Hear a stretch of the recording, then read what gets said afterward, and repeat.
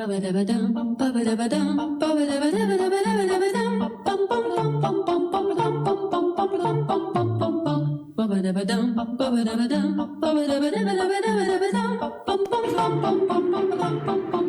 pleasant good morning, a very pleasant good afternoon, a very pleasant good evening, whatever your timeline is and wherever you are located. As we say in our language, magandang araw po sa inyong lahat. You see how beautiful it is when we greet it in Tagalog?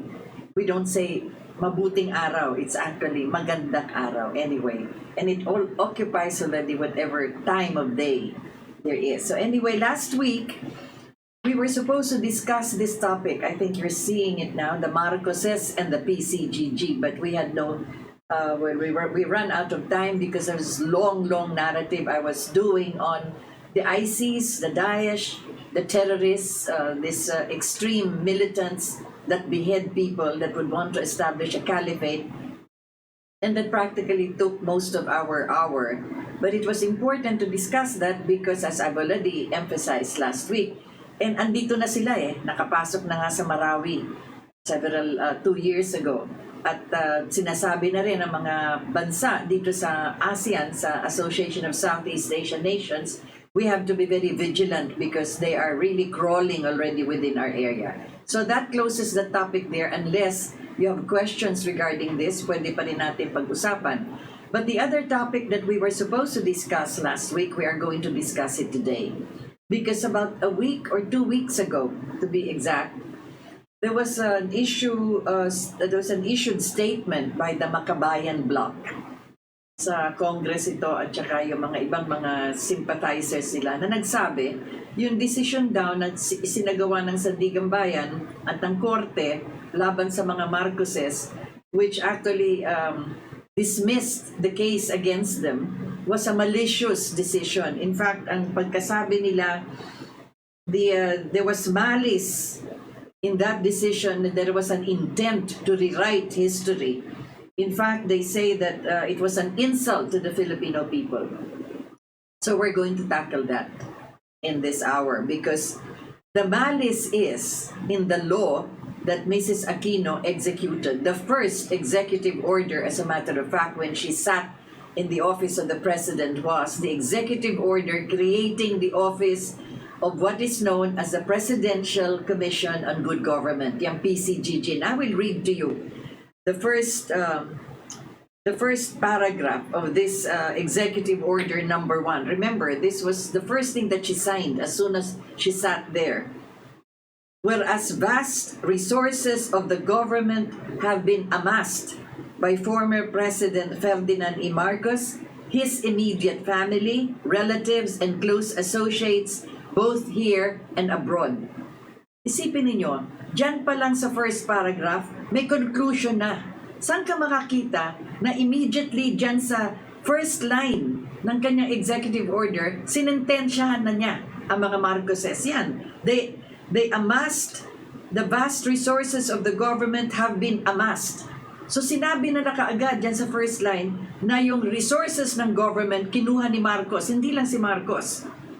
Ferdinand Marcos, his immediate family, relatives, yan relatives na yan on both sides, relatives ng Marcos, relatives ng Romualdez, which is Mrs. Marcos' side of the partnership nilang dalawa, and the close associates.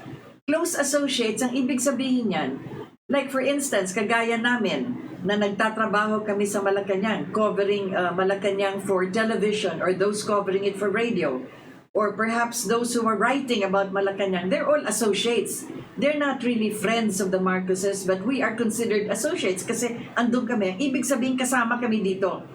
Which is exactly what happened because when they came out, when the government of Mrs. Aquino came out with a list of those that are not allowed to leave the country, ang tawag dyan yung hold order.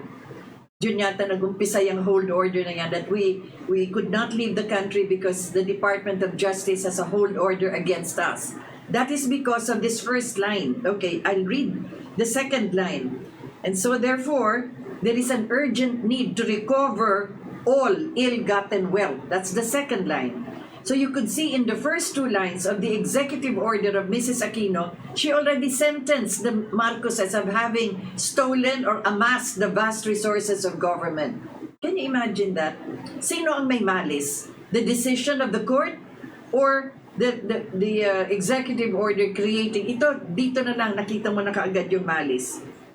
Anyway, it goes on and on saying that all businesses, enterprises, etc., anything that could be connected to them must be sequestered by this office that was created, the PCGG. So pag sequester, pag titingnan nyo yung definition ng sequestration, ang ibig sabihin yan, kukunin muna ng government yan until you can determine first the ownership of whatever it is that you sequestered, and second, the color of the money that purchased that particular property. So, dalawang bagay ang kailangan ipakita. Kaya sila nagsisequester. They did not do that anymore. What they did was they immediately just sequestered anything associated with the Marcoses. Kaya, how long has it been? 1986, 33 years. They opened the private chambers of Ferdinand and Imelda, who lived in Malacanang. So even their personal belongings there, underwear for instance, yung mga pajamas, yung ginagamit ng mga damit, yung suklay, yung pabango, these are personal things. Wag nang pag-usapan yung jewelry na sinabi ng hinakot din ng PCGG. But the personal items there, do you know that up to this day, yung mga sapatos ni Mrs. Marcos andun ang display na sabi, 3,000 pairs daw yun. Lahat yun are personal items actually. And they sequestered that. You know? Because nasaan ang mali siya dyan? Nakikita mo dyan talaga yung malis. Anyway, I'm talking about this because precisely, it really struck me when they say that a decision dismissing the case against the Marcoses has some malice and an intent to rewrite history. What is history that is being rewritten? Over 900 cases were filed against the Marcoses, meaning Ferdinand, Imelda, and all their 3 children. And of course, the other relatives and associates and what they call cronies or whatever. Pero dun lang sa pamilya ng Marcos, ilan yan? 900 cases. Over the past so many years, lahat yan na-dismiss, yung mga cases na yan. Bakit na-dismiss? Because they could not find any evidence that all of these properties or that cash or that money or the bank accounts came from the money of the Filipino people. Nasaan bang pera ng Filipino people? Where is your money? Your money is taken over by the government through taxes, di ba? Yun ang pera ng taong bayan. Nagbabayad tayo ng buwis and the taxes go into the National Treasury and the Department of Finance is the one together with the Budget Commission. They're the ones that will handle all that money and find out how it will be divided according to the agencies of the government. Yan ang nagpapalakad sa ating pamahalaan. That's the money. That's our money. Kaya nga pag sinasabi na, kinonsulta ba ang taong bayan sa paggagawa nitong kalsada na ito, sa paggawa ng dam na yan, sa kanilang tinatayo? Kailangan kinukonsultahan. There has to be a private, public knowledge of this because that is our money. We have to know. But we have relegated this to the congressmen, yung mga supposedly mga legal minds. Congress is composed of the lower chamber, yan yung ating mga district representatives, and the upper chamber, which is the Senate. So lahat-lahat na yan, ilan sila? Sa Congress lang, there are 300 of them. Sa Senate, there are 24 of them. So 324 legal minds. They're the ones who actually will go over the budget that is prepared by the Office of the President. Sabi ko nga, yung Department of Finance and the Department of Budget, silang gumagawa ng budget na yan. In other words, kung magkano yung nakolekta nila and the projected collections pa, nilalagay na nila ngayon yung mga itemized na kung saan pupunta yan. Sa Department of Health, ganitong halaga, sa Department of Education, etc. It's a very tedious kind of work, and it's also very meticulous that they have to go through it because they have to be very careful with this. That is the money of the people. It's practically almost sacred. Wag nilang lulustayin. But that's not what always happens. Alam naman natin pa madalas saan pumupunta yung pera na yan. Sa kaliwa at sa kanan na bulsa, as they say. And that is where corruption comes in. But, going back to what this executive order says, itong sinabi ni Mrs. Aquino, whereas the Marcoses amassed the vast resources of government. So doon pa lang sinabi na, are you rewriting history? Is that history? Is that historical? So what they did in order to prove their point that these vast resources were taken by the Marcoses, they filed 900 cases against the Marcoses. And over the years, lahat yan na-dismiss kasi wala silang nakitang evidence na nanggaling merong kinuha na pera si Marcos sa Central Bank o sa Treasury or sa Department of Finance o sa BIR at ginamit ito for personal reasons, personal na ginamit niya. Because all of this money, as we've said, is taken care of by the departments that will allocate this for the management of governance, for the management and administration of the different executive departments and government as a whole. Yan ang tinatawag natin na budgetary procedure. As a matter of fact, right now, those of you who are abroad, right now we have already had the approval of the budget in the lower chamber, that is a Congress. Now it is in the Senate, and they're reviewing now the budget for next year. So 2020 budget ang kanilang tinatapos. When that is already finished, as far as they discuss this, lahat ng mga allocations doon, it will be submitted to the President. He will sign this into law, and then you call it as a General Appropriations Act. So we go back again to what they're saying here in this executive order. And from the time this was written, which was in 1986, up to this day, media and all of these people keep on saying that Marcos stole the money of the people. So who is rewriting history? Because historically, if we look at the expenditures that Marcos had over the 20 years of his administration, I think I wrote it down here somewhere. Doon natin makikita kung saan ginamit itong pera na hinawakan nung panahon ni Marcos sa budget na yan. So, we had, for instance, the budget of Marcos from 1965 to 1986. That's 20 years. 486, 273 billion pesos. 20 years yan. 486 and 273 billion pesos. Where did it go? We had all the roads that were constructed from north to south. We had the dams, the airports, the seaports.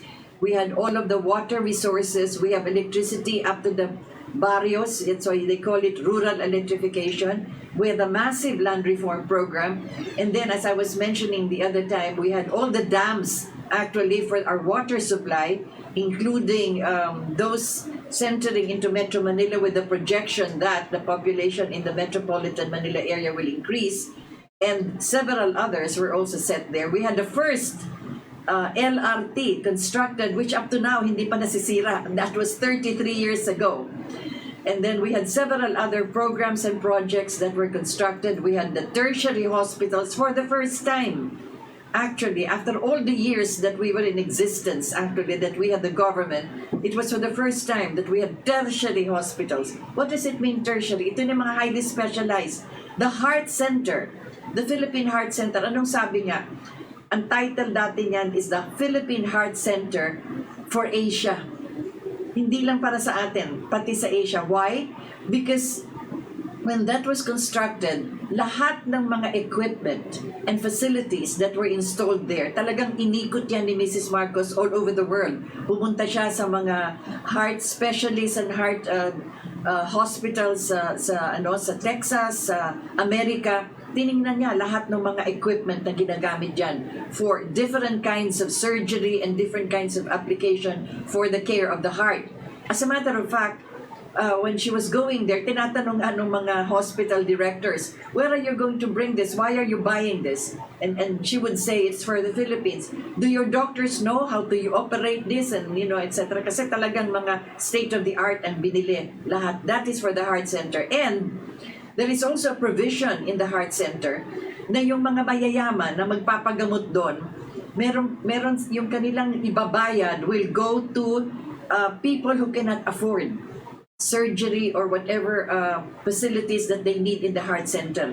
Kaya ang dami-dami doon na mga tinutulungan na mga hindi nila kayang magbayad para sa sa mga dalubhasa, yung mga experts, mga experts sa heart. Ang tumutulong dyan are the rich people who go there, at tapos meron yung kanilang binabayad, pumupunta yan sa mga hindi nga kayang who cannot afford. And that is the Philippine Heart Center. And up to this day, you could see that it's still functioning, and it's still you still have all the experts there and the doctors. As a matter of fact, when it started operation, they invited Dr. Christian Bernard, who was in South Africa. You remember the first open heart surgery, heart transplant, lahat ng ginagawa sa puso, yung mga bypass, angiogram, whatever it is, lahat yon pinakita niya, demonstrated it not only for the Filipino doctors or the heart specialists that we have, but also for the Southeast Asian countries na mga kapitbahay natin. There were a lot of doctors from Singapore, from Thailand, from Malaysia, from Indonesia. They came, and nag-training sila sa Philippine Heart Center under all of these experts na inimbita, and they stayed here for several months just to, first, how to use the equipment, second, how to perform open heart surgery. That's the Philippine Heart Center, and to this day, it's still functioning there. Nakakatuwa nga, kasi merong mural dyan sa pagpasok mo, sa gitna ng mga kabataan na natulungan ng Heart Center and all, meron doon yung mukha ni Mrs. Marcos. Nung pumasok itong administration ni Mrs. Aquino, tinakban nila ng panyulito yung mukha ni Mrs. Marcos doon sa mural, ganyan. Isn't it hilarious? She was the one who was responsible for looking into this facilities and equipment and the building of the Heart Center. And just because her face is there in a mural, hindi lang mabura. They could not remove it because andun sa wall. Pag entrada mo sa Heart Center, makikita mo na yon andun. And it's not even a very big face. It's just, a resemblance of Mrs. Marcos, parang out of gratitude to the fact that she was able to construct a tertiary hospital for the heart, and the heart is the most treacherous of all our organs.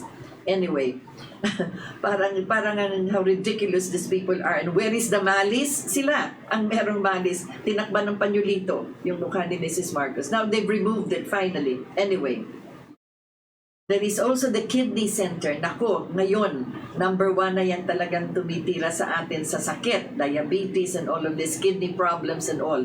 Nagkaroon tayo ng another tertiary hospital, the kidney center.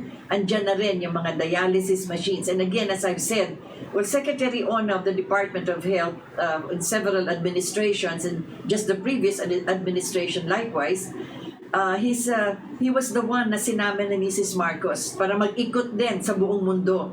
Tiningnan yung mga kidney hospitals and also the kind of facilities, equipment, laboratories, lahat na yan na ginagamit for any disease connected to the kidney. And again, the same question, tinanong din.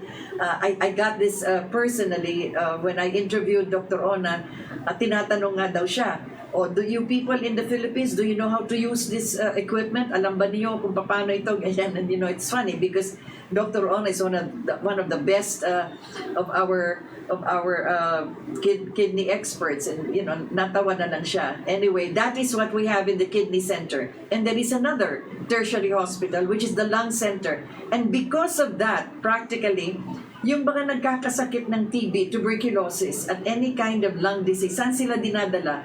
Doon sa Quezon Institute. It's a very big facility na punong-puno ng puno. Doon sila, mga pasyente yan na meron TB. But because of what we have done, what they have done at the time sa lung center, we were able to practically exterminate tuberculosis. Or hindi na yan killer disease sa atin because of that. And of course, marami pa rin na kinakailangan magamot dyan. Again, the lung center is a tertiary hospital for all of these diseases connected to breathing, inhaling, exhaling your lungs, etc. and all. Tatlo yan na tertiary hospital. There is another one, nasa drawing board na i-construct na rin, ngunit naabutan nga ng 1986. And which is that? That's the trauma center. Dati meron tayo, hindi dati, meron pa hanggang ngayon, yung National Orthopedic. Lahat ng mga nagkakaroon na nadidisgrasya sa aksidente o whatever it is na nababalian ng mga buto, doon dinadala sa National Orthopedic. Doon sila ginagamot.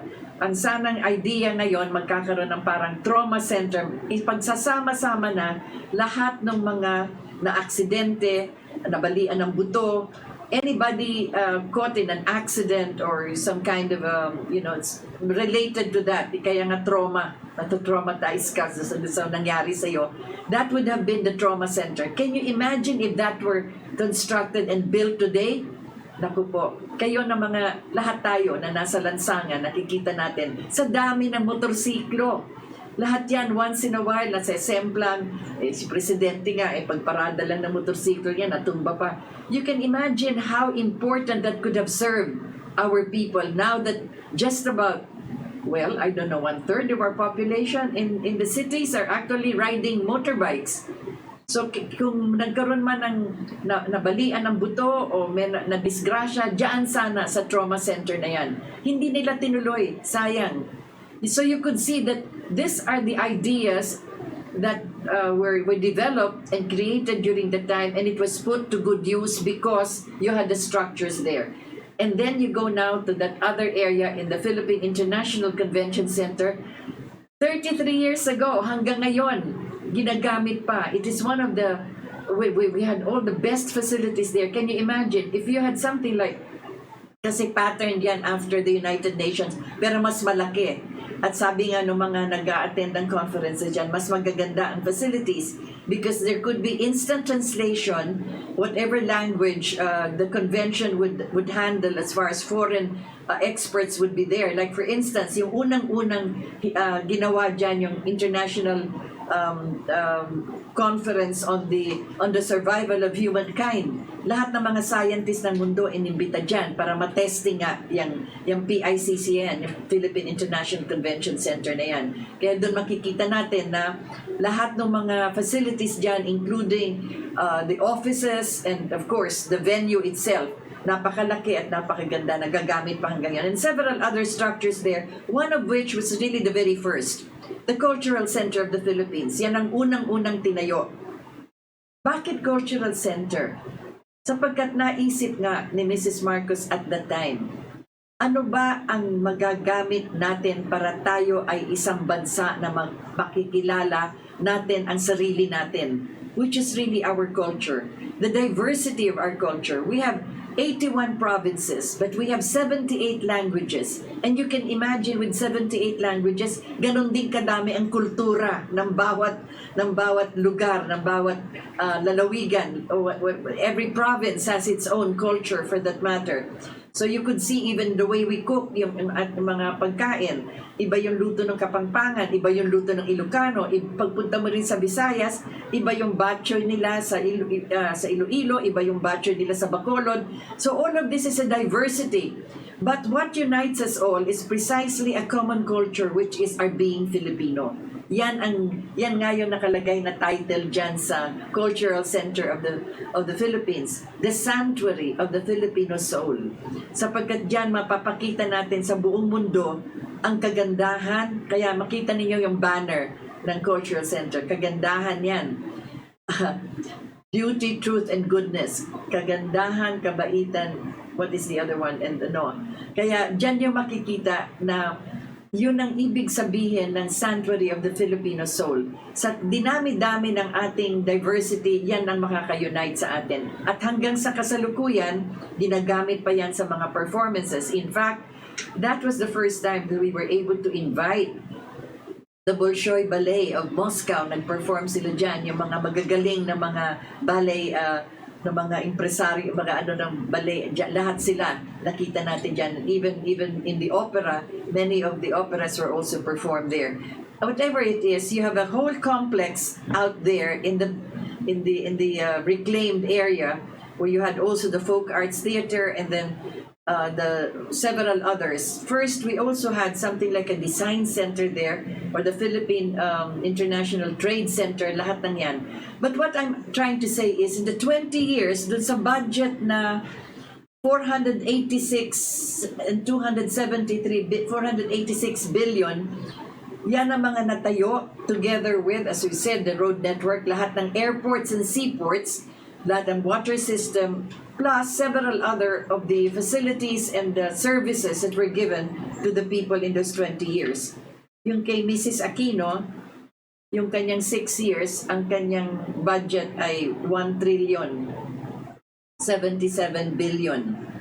Hanapin na lang ninyo kung anong nagawa noong panahon na yon. Siguro yung nilagay nila sa EDSA na hindi sana kailangan lagyan dyan ng LRT kasi EDSA is supposed to be a freeway, 10 lanes sana yan, pero nilagyan nila sa gitna para masabi lang na meron silang ginawa dyan na, na daanan ng kanilang MRT.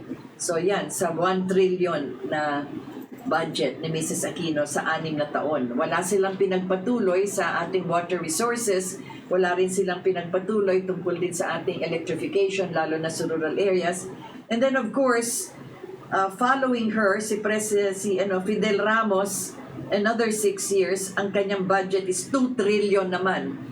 2 trillion 237 billion. So you could see, ang laki ng mga budget nila in only 6 years.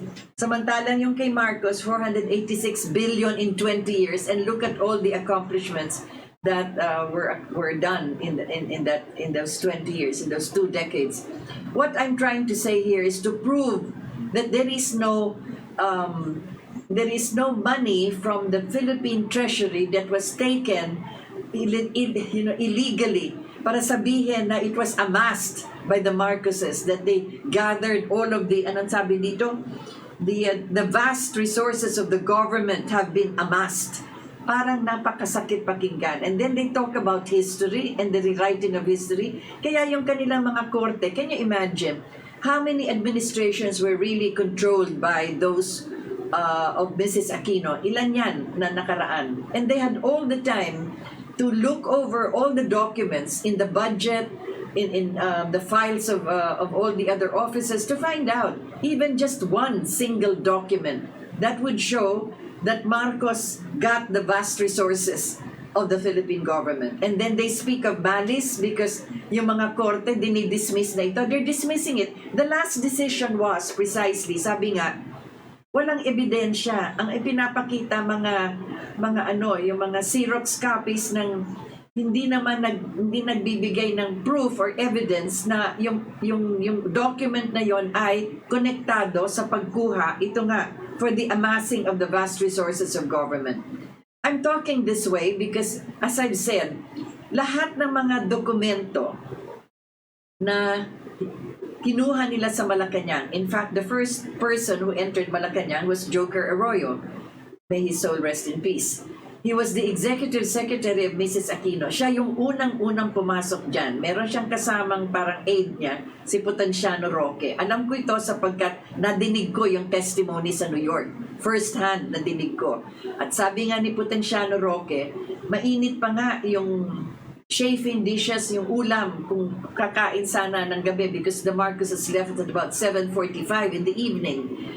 And when they entered Malacanang, immediately after, mainit pa yung pagkain sa lamesa. So they were the very first that entered. And what did they do? They gathered documents already. They opened the filing cabinets and they got the documents. And the following day, ang pumasok naman yung mga barkada ni Mrs. Aquino, women who are not even government officials, yung mga kamadyong niya, silang pumasok. And what did they do? They started also getting all the documents na napupulot nila, putting it in suitcases, boxes, lahat. Basta nakita nila na bank accounts ito or whatever, they gathered it all at dinala na lahat ito sa bahay ng isang Angelita Trinidad, isa ring barkada ni Mrs. Aquino, a dermatologist. And from there, yon dumating dun sa bahay ni Mrs. Trinidad.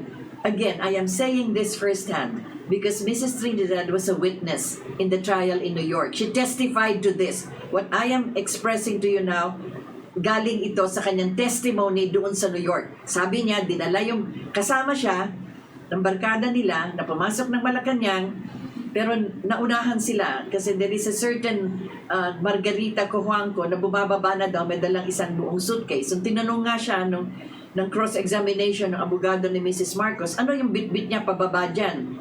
Ang sabi niya, non-documents. So hindi na natin alam kung ano yung laman ng maleta na yun. But nonetheless, hindi mga dokumento. So anyway, ang Rita Trinidad, she's a dermatologist, as I said. Na-interview ko rin siya pagkatapos nung testimony niya, ayaw nga magsalita. Ang sinabi lang niya sa akin, "Do you know, Rita, that we saw that there were 7 dialysis machines dyan sa sa loob ng Malacanang?" Grabe, sabi niya. That was all she said. So I answered her back, "Do you know that Marco had 7 kidneys?" Oh, anyway. So, that's just to make you laugh. Pero yun na nga, pagkatapos silang ikutin lahat ng mga kwarto sa Malacanang, kinuha nila lahat ng dokumento at ito dinala sa bahay ni Mrs. Trinidad at doon, inintay nila ang pagdating ni Mrs. Aquino, hindi pala, I'm sorry, dumating si Salonga, dumating si Fidel Ramos, dumating si Enrile, and several others. And then they brought the documents to the central bank for safekeeping doon. So, ayun. Sila Marcos naman, pagdating nila sa Honolulu, yung kanilang, kung ano man ang nabitbit nila, mga dokumento man or paraphernalia, whatever it is, kinuha rin ng customs ng Amerika. They also got this. So whatever documents the Marcoses were bringing, hindi naman marami yan kasi madalian nga yung pag-alis nila. Kinuha rin ng US Customs. And then, after that, when they wanted to file cases already against the Marcoses, they contacted first Switzerland kasi ang kanilang suspecha, maraming pera si Marcos sa Switzerland. So they contacted the Swiss government and they had some kind of an arrangement. This is American government and Swiss government. They had some kind of a parang memorandum agreement na kung ano man ang meron na mga konektado sa mga Marcoses dyan sa Swiss banks, or finance institutions, pwedeng ang bigyan ng kopya ang Amerika. Kasi they were filing a case against the Marcoses in New York. First in LA and then in New York. So yun, kinuha nila yung mga dokumento na yun. So you can imagine, all over the world, wherever these banks are located, hindi lang sa Switzerland, yung iba sa Amerika, kung saan man pa na kanilang kasi binabasa nila yung mga dokumento na kuha nila, they got all these documents. Hindi lang dokumento. They also got the managers or the presidents of these banks to testify in court. That's why I can talk like this because I heard their testimonies. But they looked over the documents, sabi, ito ba galing sa bangko mo? Yes. Sinong may-ari ito? Hindi namin alam kasi wala namang pangalan ni Marcos doon eh. Meron lang nakalagay doon account number. But nonetheless, they testified. Okay. So you can imagine all over the world, in all the banks, in all the finance institutions, all the documents that they could find in the palace where the Marcoses resided for 20 years, lahat yan, inisa-isa yan. 350,000 documents. Believe it or not, inisa-isa ko rin basahin yung mga dokumento na yan. It's a whole room in the Dag Hammarskjöld Towers where all these documents are located. At lahat na yon ay gagamitin ng United States of America against the Marcoses. Yun yung trial in New York. So kung doon pa lang, the most severe justice system, this pinaka-powerful justice system is the United States of America. Napakahigpit ng kanilang Department of Justice. So you can imagine na talagang siniyasat nila mabuti yung mga dokumento na yan. And what happened during the trial? I think I've already mentioned this and I have to mention it again kasi parating sinasabi na nagnakaw. My goodness. In that trial of 350,000 documents and they had 95 witnesses. May Amerikano, may Swiss, merong Pilipino, merong iba't ibang kung saan mga bansa nang galing. Lahat sila, mga finance institutions, mga bangko, to testify on their bank documents na alam nila, ito yung aming dokumento sa bangko namin, etc. And yet, in spite of this 95 witnesses, and I was there every day for 4 months, listening to all of them speak there in the witness stand, and I went over 350,000 pages of documents. Sa katapusan, nung magtatapos na yung prosecution, yung mga nag-a-accuse, yung Justice Department ng Amerika, ang sabi ng judge, you bring this celebrated case into my courtroom, accusing President Marcos, who is a friend of 5 American presidents, and then he dies. And then you continue this case against his wife. And when you remove all the fancy ornaments, there is not one evidence that you are showing me, sabi nga ng judge, Because when I ask you, where is the fraud? Saan ang magpapakita na nagnakaw? You know what the judge said? You come to my courthouse and then you tell me, gee, we can't find the documents. That's the exact words yan. Kasi nga, ang pinapakita nila, ang laki-laki nung kanilang ginawang chart, ito yung mga bangko sa Switzerland. Tapos ito yung mga bangko kung saan pumunta yung pera na yan. Pagkatapos yung mga bangko sa New York kung saan pumunta yung pera na yan. Pagkatapos binili yung mga buildings, yung mga real estate properties. Kaya ang tanong nga ng abogado ni Mrs. Marcos, okay, andyan na yan. Pero bago dumating yung pera sa Switzerland, saan ang galing? Where did the money come from? Yun ang katanungan. Yan din ang kailangan tanungin dito sa lahat nito mga kaso ito dito sa Pilipinas na nag-a-accuse sa mga Marcoses na nagnakaw. Saan ang dokumento na magpapakita? Unang-una yung mga nasa bangko, saan ang galing? They were not able to come out even with one single document. And that was the time of Mrs. Aquino. Hawak nila ang budget. So makikita nila siguro yung binabasa ko sa inyo, yung 486 billion pesos na nasa budget, pera ng taong bayan na nasa budget ng panahon na yon. They were in control of government at the time. Yun, kailangan inisa-isa nila. At tingnan, meron ba dyan of that 486 billion na ninakaw ni Marcos? Wala silang nakita doon kasi wala nga silang ma-present sa New York. Because there was none. There was no document. And even the judge said, kaya sinabi rin ng judge na yon, Mrs. Aquino may be implementing her laws in her country, but I am in charge of the courthouse here, and we are implementing the American law. Kaya doon medyo talagang napipiko na yung judge sapagkat sa haba-haba nga ng trial na yan ay walang napapakita ang Justice Department ng Amerika sa tulong din ng PCGG. Sila rin ang nagbigay ng lahat ng yung mga 350,000 documents na yan. Hindi naman Amerika ang pumasok sa Malacanang.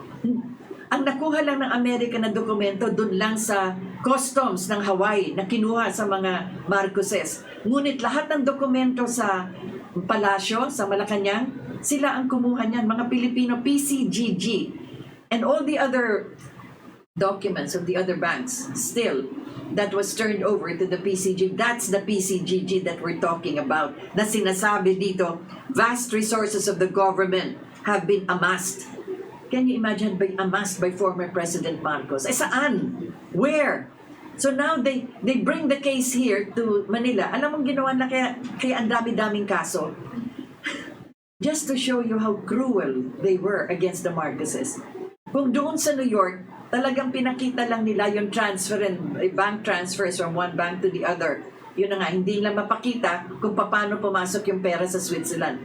Pero dito sa atin, anong ginawa? Same documents! Pero inisa-isa nila. Like for instance, in one bank account, syempre maraming entrada yan. It's not just one bulk na nagpasok ka ng $1 million dyan. So in a series of deposits, in a series of withdrawals, merong mga nakalista yan dun sa bank records. And they filed a case dito sa Philippines. They filed a case for every bank account. Kaya umabot ng 900 na kaso na yan. And all of them have been dismissed except siguro mga, less than 10 na lang ang natitira dyan.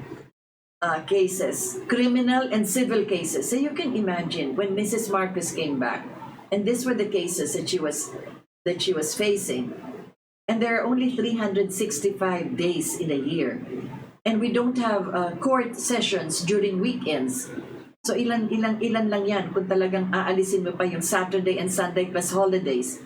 And yet she had 900 cases. And some of them were criminal cases. And in a criminal case, the person accused will have to be present during the trial. Kaya makita mo, paikot-ikot siya from one courthouse to the other dito sa Pilipinas.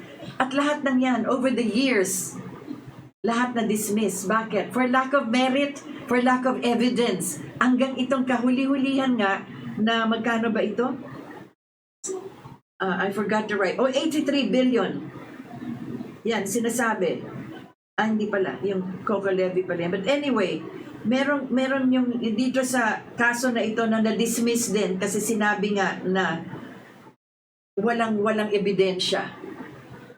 So there you have it. And then sasabihin itong Makabayan Bloc that the Marcoses are insulting the Filipino people. My goodness, listen to what I'm saying. These are court records, and you can look over all of these statements that I'm making because yung PCGG ordered, executive order, that is part of history already. You can Google this actually. And you can look at how it is written. That sa unang linya pa lang, that is the one with malice. Samantalang sa korte, and these are courts that have been trying this, hearing this case for what? For the past 33 years. My goodness. Pero sasabihin ninyo, na-convict naman si Imelda eh. Nagkaroon siya ng conviction dyan sa tungkol dito sa LRT. Well, that is the situation.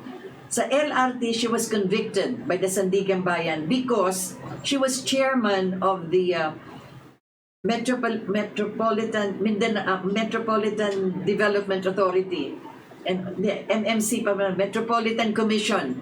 Governor siya ng Metropolitan area. Chairman siya dyan.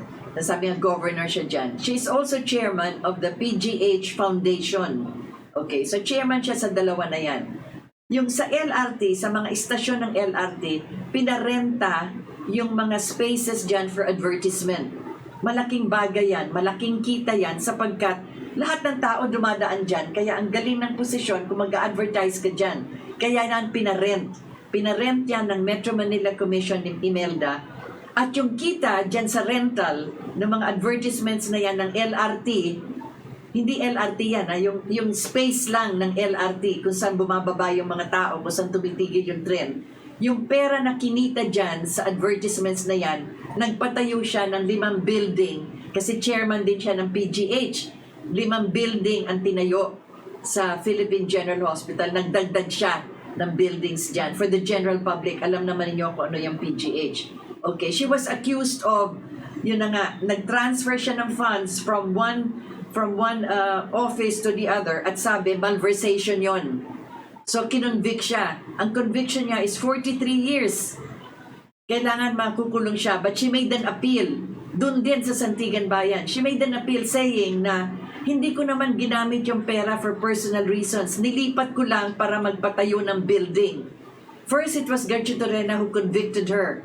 When she went on an appeal, also with the Sandigan Bayan, talagang hinimay nila at nakita nila yung ginastos dun sa PGH, may dagdag pa actually dun sa nanggaling dun sa advertising na kinita nila dun sa mga LRT stations. So, ni-reverse ni Gertrude Torrena yung kanyang decision. In fact, when Mrs. Marcos delivered a privilege speech, kasi congresswoman na siya nung nagkaroon itong kasong ito, she delivered a privilege speech sa Congress. At sabi nga niya, if I have to build the PGH building all over again, I will do it again and again. Yun ang sabi nga niya.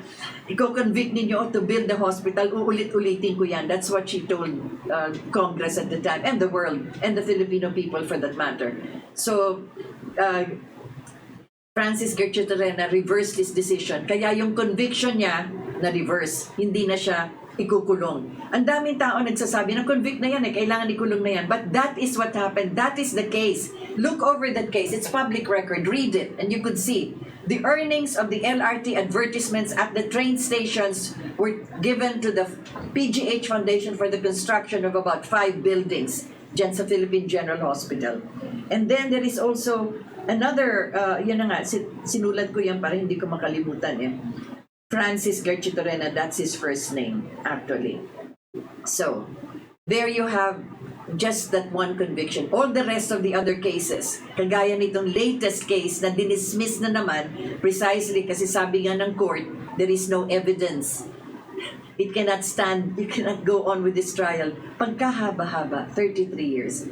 And now they say that it is an insult to the Filipino people. What is an insult? The 486 billion that constructed our airports and seaports. Sabi nga, remember ang Cebu, for instance, paano ba biglang umunlad ang Cebu? Kasi nung nanalo si Marcos ng second time na tumakbo siya for the presidency, which was in 1969, he's run for re-election in 1969. Ang kalaban niya sa presidency was Osmeña from Cebu. Alam naman ninyo, ang Cebuano, hindi lang sa Cebu yan, practically several islands in the Visayas region and several provinces in Mindanao, lahat yan Cebuano. So malaki ang Cebuano block. Yan ang kalaban ni Marcos when he ran for re-election in 1969. So there you have it. Nanalo siya sa Cebu. Kaya nung nanalo siya nung re-election niya, ang unang-unang binigyan niya ng talagang infrastructure programs ang Cebu. Water system, airport, seaport, electrification. Kaya bigla ang unlad ng Cebu. That is history. You look at the records. Ang dami-daming salita na sinasabi na, yung Cebu, because in 1969, sila talagang inuna na bigyan ng infrastructure out of gratitude that the Cebuanos voted for him and he was re-elected in 1969. So, here we are talking about changing history. These are all records, public records. You could go over them. Nakakapagod na akong paulit-ulit na itong aking sinasabi. And yet to this day, sinasabi nga nagnakaw. Saan ang ninakaw? And you know, I had to answer a friend of mine sa Facebook na nagsabi din na, ayan pala, nagnakaw na naman, etc. Sabi ko, please, I'm crying out to the world, in fact, to all 81 provinces, to 110 million of our population, if you could find just one evidence, one piece of paper, one witness that can show and prove na merong ninakaw sa Philippine Treasury, sa ating sa tao ng bayan, pera ng taong bayan, which is there, sabi ko nga sa Philippine Treasury, kung meron mapakita na kahit na isang, bring it to court. Baka sakali yung natitira pang mga 3 kaso na yon, baka sakali. But out of all those 900 cases and all of those accusations that they have made to this day, you still do not have that one important evidence. That is why in the trial of New York, bakit nga ba doon nagkaroon ng trial? Why? Kasi ayaw nila na ang trial dito sa Pilipinas. Sabi nga ng Amerika mismo na the act of sovereignty, kung anong nangyayari sa bansa na yan at may ginawa yung inyong presidente, it has to be tried in the country of origin. Merong act of state doctrine. You have to respect the independence and sovereignty of another country. But if they filed the criminal case here in the Philippines against the Marcoses, they would have to be brought home. Because under our law, the person that is being charged criminally will have to be present in court to defend himself or herself. Ayaw nilang pauwiin si Marcos. In fact, day 1, yun ang nilalakad na ni President Marcos sa Hawaii, pauwiin ninyo ako. Kaya hanggang ngayon, sinasabi nga nagnakaw, walang makaka-explain, walang makakapagsalita, walang makakapagkwento. Paano ganong kadami ang halaga ng mga pera sa Swiss bank, sa mga ibang banking institutions? Bakit nga? Sapagkat yung taong nakakaalam niyan ay namatay na. He is the one who can be able to testify for himself in his defense where that money came from, but he was not given the chance. So hanggang ngayon nakabitin yan dyan. At bakit sasabihin na ninakaw? There is no proof except this executive order. That is the one that has malice. Because in the first line which I read to you, anong sinasabi nga? Because vast resources of the Filipino people have been amassed by the Marcoses. Oh my goodness. So as I've said, lahat yan, pinalabas na yan sa New York. 4 months, every day, ang court session. Doon sa korte ni Judge John F. Keenan. Andun yan sa Foley Square. That building in Foley Square, we had several courts there, several courtrooms. Isa dyan sa 3rd floor. Yan yung sala ni Judge John F. Keenan. At yung asawa niya, Diane Wilkinson ba yun, whatever her family name is, kaklase pa ni Mrs. Aquino na nag-aaral siya sa New York nung Corazon Cojuangco pa siya. In fact, when that came out, in the newspapers sa New York, yung mga chismoso sa mga dyaryo sa New York, sinabi na, yung judge pala, yung asawa, kaklase pala ng presidente ng Pilipinas si Mrs. Aquino. The judge himself said it in open court. So what? If my wife is a classmate of Mrs. Aquino, she can implement her own laws in her country, but I will implement here my decisions here in this court. So the judge admitted it in open court na huwag kayong mabahala kahit nakaklase ng asawa ko yan. But still, you know how it is. Kaya sabi ko nga, there are no black and white sometimes, even in the administration of justice. There are also gray areas. At yan ang malungkot. Because in many occasions, even America has violated its own laws. The act of state doctrine, the act of sovereignty, and all of this, yan, they violated that kasi under international law, kinakailangan ang trial dito sa Pilipinas. Pero tinanggap nila doon. Bakit? Kasi nga, ayaw ng administration dito sa Pilipinas sa pauwiin si President Marcos. So, every day, I sat there in that courthouse, I went over these documents, I listened to all of the statements of the witnesses, and that is why I can talk this way. And that is why I can say, tumahimik na kayong magsasabi that there is malice as far as the decision of the courts are concerned. Respect the courts. Look, they have been working on these cases for 33 years. My goodness. Isa pang bagay dyan na sinasabi nga that it is an insult to the Filipino people. Nakalimutan na ba ninyo ka nangyari noong 86? Nagkaroon tayo ng snap elections, hindi po ba? At, well, let me tell you that that is the fourth time that Marcos was re-elected. 4 na presidential elections yan. I have some notes here so that I could give you the dates actually. So Marcos ran for re-election for the first time he ran for the presidency, and this was in 1965. That was his first term. And then he ran again in 1969 for re-election kasi 4 years lang kasi noon ang term ng presidency. Then he ran again in 1981. Kalaban niya si Alejo Santos. And then he ran again in 1986, yun yung snap election. So 4 times tumakbo siya and 4 times he was re-elected. How many votes did he get in 1986? I have it here somewhere. In 1986, he had, 1965, ang kalaban niya dito si Diosdado Macapagal. He won, nanalo siya dito as a Nationalista Party standard bearer, 3,861,324. Nanalo siya dito first time, 1965. 1969, Marcos again ran for re-election. Ang kalaban niya, yung sinasabi ko, taga Cebu, si Sergio Osmeña Jr. Marcos received 5,017,343 votes. Si Osmeña, 3,043,122.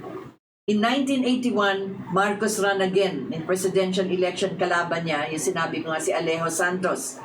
Marcos received 18,309,360 votes. Si Alejo Santos garnered only 1,716,449. Now, listen to this carefully. Itong mga nagsasabi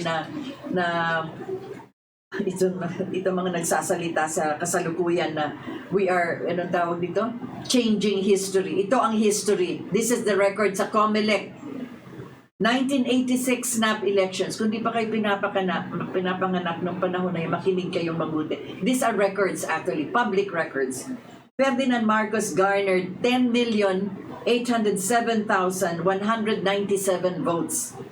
Si Mrs. Aquino, 9,291,716. So mahigit 1 million pa yung lamang ni Marcos ng snap elections na yun. Okay, if there were 10,807,197 people that voted for Marcos at that time, tingnan nyo hanggang sa kasalukuyan, yang paran yung mga tinatawag na mga Marcos loyalists. And do not say that history is being changed. Yan ang history. Hanggang ngayon, andyan pa sila. There is no phenomenon at all like it in anywhere in the world that from 1986 up to this day, sila pa rin na nakikita mo nagrarally dyan. My goodness, uugoy-ugoy na nga yung iba. In fact, one time nga nakilala ko yung isa, sabi ko, nasa na mga anak ninyo?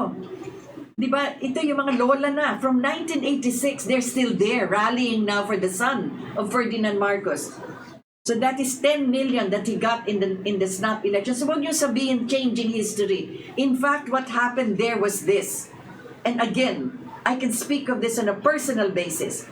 I was covering the Presidential Electoral Tribunal, which is the same as of today, except that at that time, we already had the parliament. Isa lang. Wala tayong Congress, wala tayong Senate, wala tayong House of Representatives. Isa lang. We had a parliament already at the time, and si Marcos din ang nagtatag niyang parliament na yan. We were covering this, I was covering it there at the Batasan Pambansa.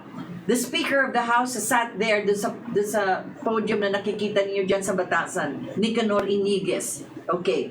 Nagbibilangan ng canvas. Doon na canvassing na ito eh. Who stood beside him? Yung oppositionist. Isang matatag na oppositionist, taga Mindanao, taga Cagayan de Oro, Homobono Adaza. Tumayo siya doon sa tabi ni Speaker. Every time may dumadating na binabasa na canvassing of votes from a certain, sasabihin niya, excuse me, I am questioning that. Sabihin niya, this is public. He was announcing this and we were on live television. So ang ginagawa, naglalagay ng asterisk. Ibig sabihin, wag muna babasahin yan. Saka na lang sa pagka kasi may question. Nilagyan lahat yan ng asterisk. Kasi ang feeling ni Adaza at ng opposition, baka dinadaya ni Marcos. So lahat may mga asterisk. In other words, tinanggal lahat yan ng mga that's Homobono Adaza, and he will testify. And Homobono Adaza is my partner in another radio program. And when you hear him, what will he say? The best president we ever had was Ferdinand E. Marcos. Kahit na daw opposition siya at that time, even to this day, sabi niya, he was still the best president we ever had. So ang tinawag nga sa kanya nung panahon na yon, nung nagka-canvas sila nitong snap elections in 1986, Mr. Asterisk ang tawag sa kanya. And this is the result that came out. 10 million pa rin ang bilang na nakuha ni Marcos kahit na tinanggal na lahat yung mga asterisk na yan. And that is COMELEC record. Kasi hindi na nga na-resolve at the time kasi nagkagulo na, nagkaroon na ng civil disobedience si Mrs. Aquino, tapos nagkaroon na ng rally dyan sa EDSA and all of this. Kaya nga kami mga taga Mindanao, nung nagkakagulo dyan sa EDSA, remember, Mr. Ruben Canoy, one of the brightest minds we have in Mindanao, came to Manila and appeared on television. Nakasuot siya ng itim, may dala siyang passport. Sabi niya, this is the Mindanao passport. Kasi kayo, yung ginawa niyo dyan sa EDSA, kayo lang ang gumawa niyan. Hindi kami sinali dyan.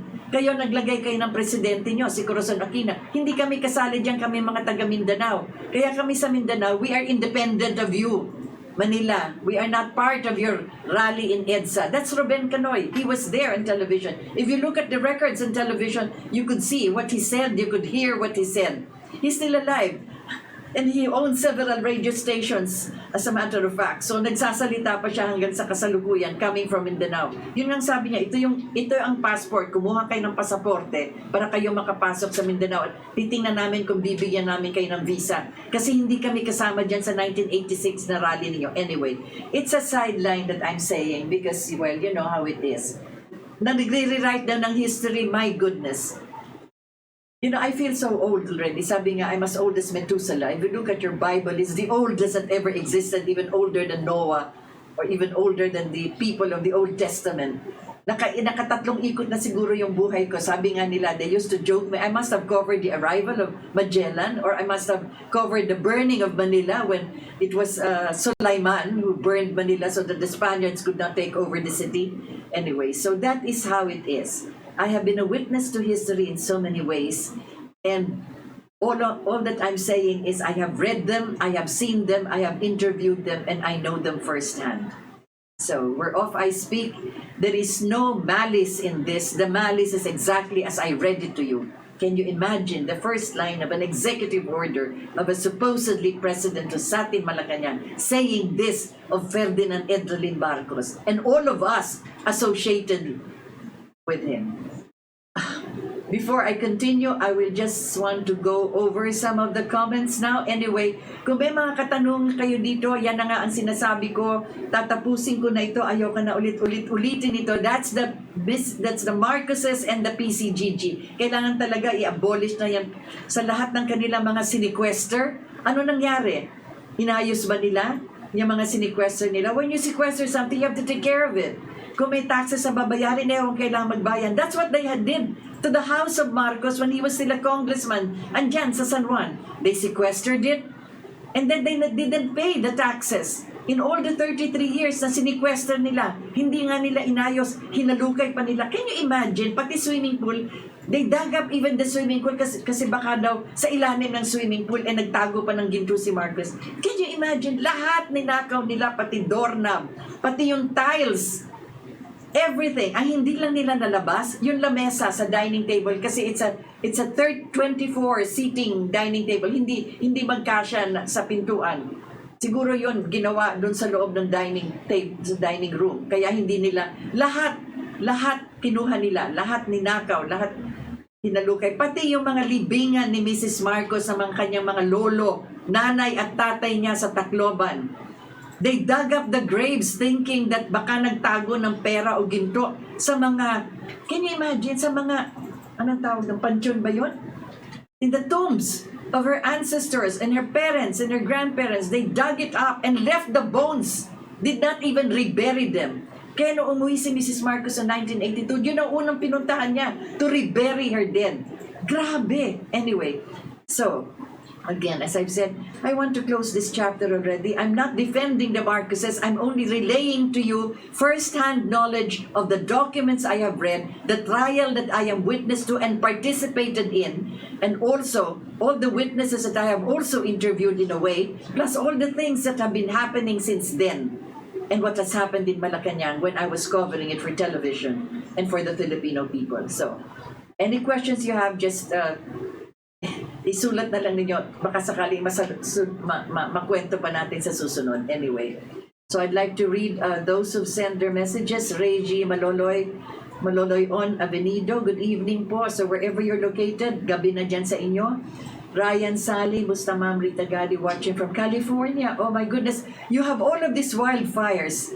And I hope you're safe. Yes, God bless you too. Thank you. Reggie Malvenido, magnanakaw naman talaga yung mga kinoinggit kasi sa mga Marcos. Buti na lang ngayon, unti-unti nang lumalabas ang tunay na sa... Anyway, so, ito po yun. Priscilla Kojima, senior citizen from Japan, is now watching with you. Kumbawa, madam, yes. Interesting at informative po. Lagi ang tinatalakay ng programa ninyo. Salamat. Arigato gozaimasu. Mabuhay at God bless always. X. Okay. Yes. Available po ba sa public yung mga dokumento? Yes. Lahat po ng mga dokumento ni Mrs. Aquino unless they already burned it. Pero lahat po yan, mahahanap niyo sa Congress, sa archives nila, it's all there. Mrs. Marcos delivered almost a 2-hour privileged speech. Lahat ng kinikwento ko sa inyo, andun na rin yan sa records ng Congress para pabanguhin ang administrasyon niya ni Mrs. Aquino. Well, sinabi ko nga, there are 16 PR firms na hinire niya sa Amerika para siraan nga ang mga Marcoses, and one of the PR firms is now the owner of Smartmatic. Kaya nakikita na yun nangyayari. Sana po maging available sa lahat at mabasa.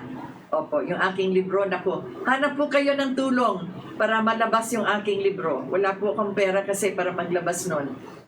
Chacha Balseno Ozalda, good evening, brother. Good evening to you too, Joel Radoco, Ventudazo. God bless you, ma'am, for mentioning all those Marcos projects. Marami pa, hindi ko pa nga na-mention lahat. Ed Espiel, kasi nga hindi pera ng Marcos yan, pera yan ng sambayan ng Pilipino, kaya tumigil ka sa kakapuri sa nagnanakaw ng pera ng mga Pinoy dinala sa abroad. Ako, kasasabi ko lang na explanation ko, pero kung yan ang paniniwala mo, rerespetuhin ko. As we say, we all have different opinions. Kung ano man ang iyong opinion, ay ginagalang ko rin yan. Joel Ranoco, Vertudaso, we love listening to your program. Maraming salamat. Rory Buenaventura, yes, Marcos forever. Joel Ranoco, share ko ang share sa wall ko para marami makarinig ng truth from Marcoses. Can you bring it down again? I just want to answer something which this person said. Si Espiel, yung sabi na nilabas ng pera, dinala sa abroad. I already said it in my program, if you listened well. All the banks in Switzerland turned over their documents and the money here back. It is us, the Filipino people, and our courts that will determine the color of that money and the origin of that money, and they were not able to prove it. In fact, ang nangyari dyan, summary judgment, walang trial. Basta sinabi na yan ay iti-turn over sa Philippine government. So lahat ng yung sinasabi nga na pera ng mga Pinoy, dinala sa abroad, wala yan. Again, as I said, Mr. Espiel, kung meron kang ebidensya, I am calling on you, bring your evidence in court. so that finally, after 33 years, we can find one single document and you can stand as a witness that the money was taken from the Filipino people. Anyway, so sige na. Mainit na yung ulo ko. Ruby Araneta, sige nga, anong nagawa ng mga Aquino? O nga, hanapin ninyo.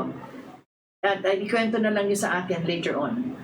Kuya Junie Gonzaga, Ma'am Rita Gadi, mabuhay ka at ang programa mo na kapupulutan ng mga kaalamang dapat malaman. Ang lalim ng Tagalog mo, anak, ng nakakaraming Pilipino na nabuhay sa panahon ni Cory hanggang sa anak niyang sinundoy. Ay, naku po. Pagdasal na lang po natin. Think ni Tigasan Aquinos ay yun na nga. Kung anong sinabi mo, thinking yun na nga ang pakiramdam ko rin. Dong yun, Linag, umpisa ang paghihirap ng Pilipinas. Totoo po yan. Yan po masasabi ko talaga. Nagsimula ang ating paghihirap noon, 1986. Tingnan nyo ang nangyari. After that, lahat ng ating public services nilipat na to be privatized sa mga oligarko talaga. Tess Baliedo, mga Aquino at kukuhan ko ang mga magnanakaw. Yan, may history yan. Pwede niyong i-google yan. Kung saan nanggaling ang Hacienda Luisita, kung paano nabili yung mga ari-arian nila dyan. Nasa history na po natin yan. Basahin ninyo. Mga, meron siyang sinabi dito, mga, alam nyo, pati hayop, hindi natin talaga matutulad sa kanila Yung sabi mo nga, mga gahaman. Naku, napakalalim ng Tagalog ninyo. Francis Lazo, 30 years ng hukay ang Aquino ng evidence. Walang nahukay. Totoo po yun. Hukay ng hukay. Physical, likewise. Yung sinabi ko sa inyo, pati mga libingan nila Mrs. Marcos, hinukay sa Tacloban para naghahanap nga. Sa Ilocos, hindi sila makahukay. Kung sino mga Ilocano siya, talagang binantayan ng mga Ilocano. Walang nasira sa mga bahay nila Marcoses at lahat ng mga gusali doon. Sa Leyte, marami silang mga sinira doon. Guys, Salvador, suck it to them. I'm not sucking it to them. I'm relaying only what the truth is. Tandaan niyo ito. There are no two sides because we are not political. There is not the opposition against Marcos or the Marcoses. There is only the side of the truth. And that is what we're talking about in this program. Tess Baliedo, ngayon lumalabas ang hindi talaga magnanakaw si Marcos. Arlene Tobias, it is true, Madam Reggie Maloloy, on Avenido, Makabayan Block. Ang ganda ng pagmura mo. Alam mo, yung pagmura mo yan, nadidinig ko yan madalas talaga. Walang kwentang bayaran ng mga etc. Okay. Magkikwenta mo ang 20 years sa dami ng projects. Oo nga, hindi ko na kinuwento nga lahat Manuel Manalo Marcos talaga ang tunay na hero. Marcos talaga ang tunay na hero. Paano gawin nila? Yan ang katotohanan ng mga Aquino, ang salot ng bayan. Darasam Sampaga, President Ferdinand E. Martha, best president of the Philippines. Arman Loyola Marcos pa rin. Yes, ganyan nga yung anong side natin. Roel Rodolfo bobo na. Oo nga, marami. Hindi lang sila nagbobobobobohan. Sayang, matatalino sila pero ayaw nilang tanggapin ang katotohanan. Daisy Tinaya Marcos pa rin, Aki Gubatan, Watanabe, Solid Marcos, Carlito Ramirez, Palom, Marcos pa rin, Joel Rodolfo. Mag-asawang, sorry, ang hirap ko magbasa ng Tagalog. Magsasawang pakinggan. Akala ko magsasawa ka. Hindi ka pala magsasawang pakinggan ng programa niyo po. Thank you very much. God bless you too. John Felix Pascual, question. If Marcos was ousted from position, is President Cory the rightful? Hindi po. Hindi siya ousted. Nilabas siya ng mga Amerikano.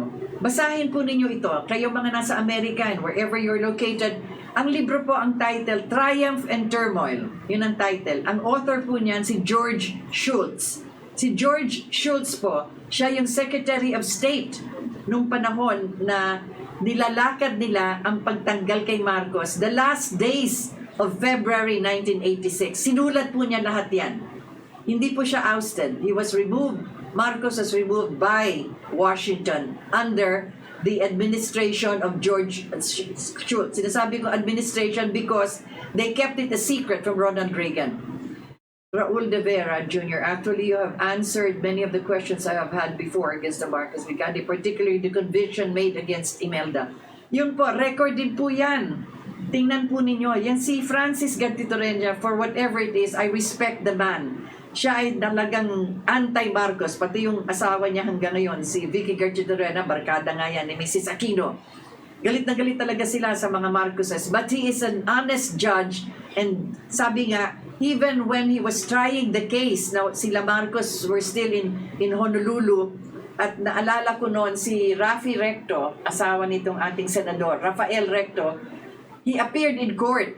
Kaya tinanong siya ni Francis Garchitorena, "Are you appearing on behalf of Marcos?" Sabi niya, "No, amicus curiae, just a friend of the court." Pinayagan siya. Pinayagan siya magsalita, although it is not part of the court record because he was not lawyering for the Marcoses. Gusto lang niya magsalita yung sa nalalaman niya. Pero hindi siya, kasi sabi nga, it was Marcos who wanted to come home to defend himself. Kaya, yun. That is Francis Garchitorena. Kaya wala kang masasabi sa ginawa niya as far as revising his decision is concerned regarding the conviction of Mrs. Marcos. Saan ka napunta yung ano? Andito yun sa first page. Nawala na. Anyway, babasahin ko sana yung tungkol kay Marcos, pero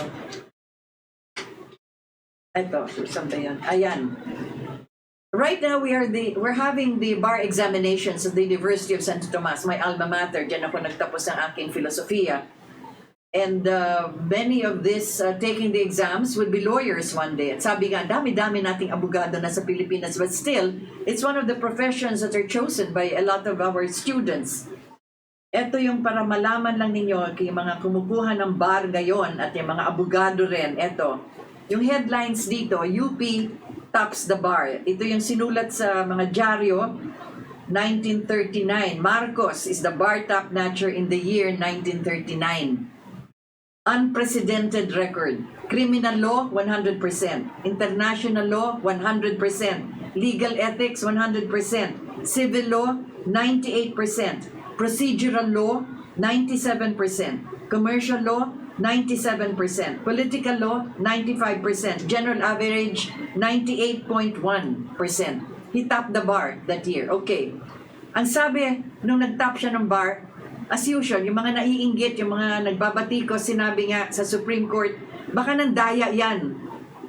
Nandaya siguro yan. Paano yung makakaroon? Criminal law, napakahirap. 100% siya. Legal ethics, lahat na yan. Sa mga civil law, lahat 98% ang kanyang average, 98%. So sinabi, marami nagbatikos, ang mga nagsabi, nagdaya. So Marcos, in front of the Supreme Court, told the members of the Supreme Court, "You can test me right now where I stand." Dito sa mga sinasabi ng, yung mga ano na yan, yung mga sinasabi na nagdaya ako. And you know, ang nangyari pa nga, as he was being tested there verbally by the Supreme Court, tumaas pa yung kanyang grade as he was being tested. And remember, he defended himself in court when he was still a student of law. Kaya doon natin makikita ang galing nitong presidente natin na ito. So whatever else that you would question about, he knew the law. He followed the law. And as I've said, everything that we're talking about is all part of the law that we are discussing now. And there are no two sides of the law. There is not you, the opposition, who considers decisions as malicious or rewriting history. There is no side as far as the Marcoses are concerned in their defense. There is only the side of the truth. And that's exactly what we are saying today. And I hope that the rest of our programs after this will likewise follow the same trend. God bless all of you. Thank you for having joined me. This has been your hour.